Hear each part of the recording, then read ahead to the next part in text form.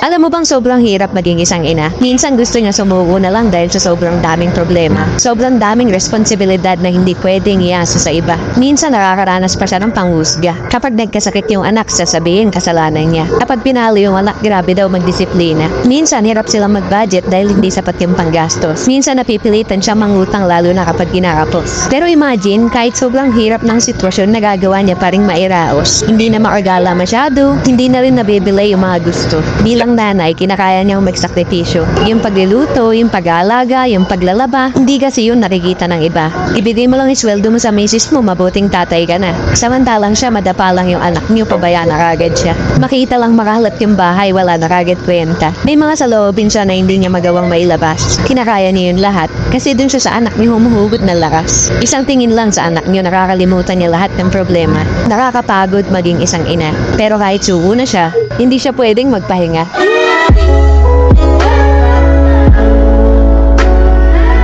Ayan, humuhugot si mother. Nung nag-review ako sa video na ito, na-realize ko na ano pala, baliktad pala yung ano niya. Baliktad pala ang sash ni DJ. Sige na lang. Naging best in costume pa rin siya.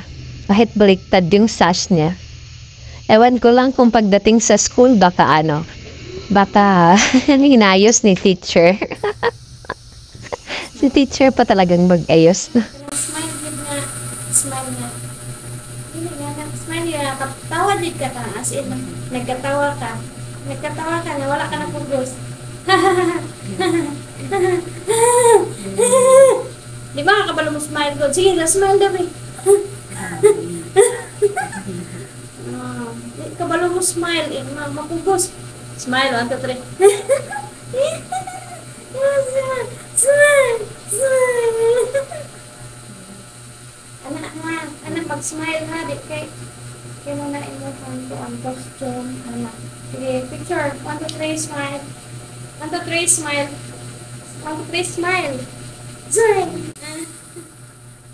Kabalo mo smile.